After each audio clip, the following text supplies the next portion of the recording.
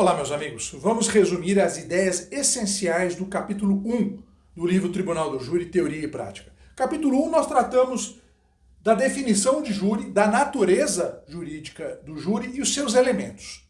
Em primeiro lugar, qual a definição do júri? É um órgão especial da justiça comum, seja estadual, seja federal, de primeira instância, colegiado e heterogêneo.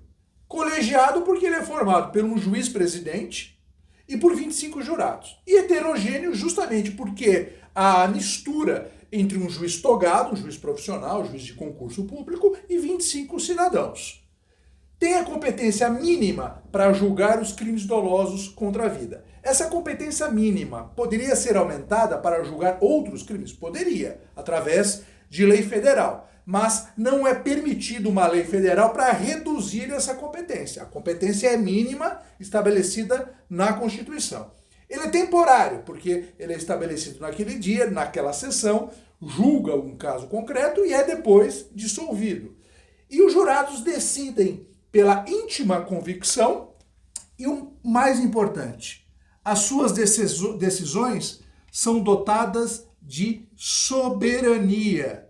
Ou seja, essas decisões, em regra, não podem ser cassadas pelo tribunal, a não ser que sejam absolutamente aberrantes, destoando completamente da prova dos autos. Essa é uma definição que congrega todos os elementos essenciais de uma definição do que é o Tribunal do Júri.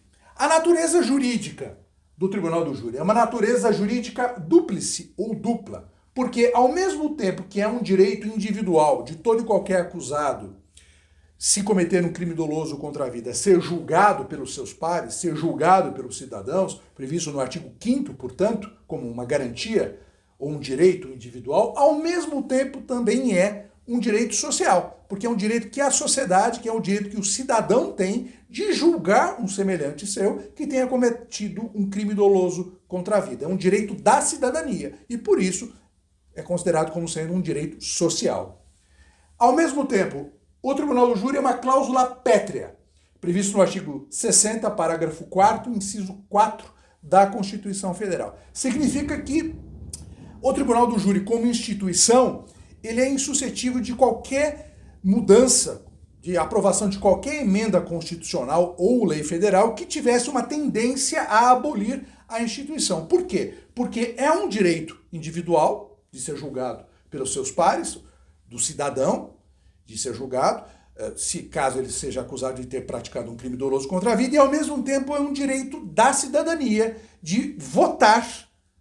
Não deixa, nada mais é do que um direito do voto, de votar o cidadão decidindo se o réu acusado de ter matado alguém vai ser condenado ou vai ser absolvido. Vamos falar agora dos princípios constitucionais previstos no artigo 5º, inciso 38 da Constituição Federal, que se aplicam ao Tribunal do Júri. Primeiro, plenitude de defesa. Qual a diferença entre a plenitude de defesa e a ampla defesa? A ampla defesa nós sabemos. É o direito de o acusado se manifestar, tentar convencer o juiz, que é o chamado direito de audiência, e ao mesmo tempo o direito de assistência, de acompanhar toda a instrução. Então, a ampla defesa preenche o direito do acusado tentar convencer o juiz no seu interrogatório, que é o direito de audiência, e ao mesmo tempo o direito do acusado acompanhar toda a instrução auditiva de todas as testemunhas, de todas as provas, por exemplo, as provas produzidas em audiência. É o direito de presença. Além desse direito pessoal do acusado, que ele pode renunciar, ele pode simplesmente ficar, por exemplo, quieto no seu interrogatório, exercer o direito ao silêncio. Mas é um direito que ele tem. Ao mesmo tempo, existe também um direito de defesa técnica. Todo e qualquer acusado tem que ter um advogado habilitado que vai promover a sua defesa do início até o fim do processo. Essa é a ampla defesa. A plenitude de defesa, ela compreende tudo que eu disse a respeito da ampla defesa, mas tem uma nota diferenciadora.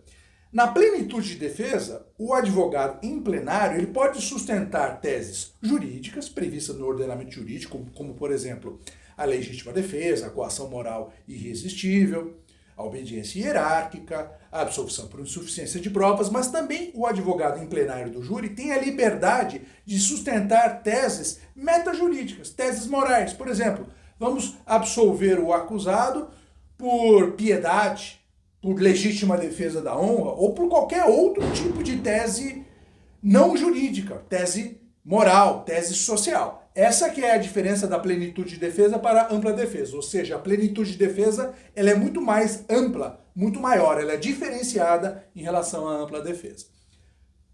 Segundo princípio, o sigilo das votações. Os jurados decidem em voto secreto. Um jurado não sabe como o outro votou. Eles votam juntos numa sala, chamada sala especial, mas eles depositam o voto na urna individualmente. E um não controla, um não influencia o voto do outro. Eles vão formar o convencimento individualmente deles, sem, ao contrário do júri norte-americano que nós estamos acostumados a ver na sala secreta, todos os jurados conversando livremente, discutindo se devem condenar, se devem absolver. No Tribunal do Júri brasileiro é diferente, os jurados ficam mudos, ficam calados na sala secreta. Eles por isso simplesmente vão respondendo as perguntas do juiz-presidente e vão depositando o voto na urna. Voto sim, voto não, condenando ou absolvendo o acusado, mas de maneira sigilosa. Até por isso que existe uma sala apartada chamada sala especial. E por isso também que é assegurado, e é um dever sob pena de nulidade do julgamento, a incomunicabilidade dos jurados. Os jurados não podem conversar entre si a respeito do mérito do processo e também não podem conversar com terceiras pessoas. Tudo isso para garantir o sigilo das votações. Existe também a soberania dos veredictos, que é impor e dar um poder ao veredicto do jurado de que aquela decisão, em regra, é definitiva. Ela não vai ser alterada pelo mérito, pelo tribunal. O que o tribunal, no máximo, pode fazer é analisar aquela decisão, seja condenatória, seja absolutória, verificar um total descompasso entre a decisão e as provas do processo e cassar aquela decisão para que uma nova decisão seja proferida por um outro tribunal do júri, por outros jurados. Então, caça-se aquele veredicto, mas não pode alterar pelo mérito aquela decisão dos jurados. Justamente porque é uma tradução de um direito social, que é o direito do voto do jurado, que é o cidadão brasileiro.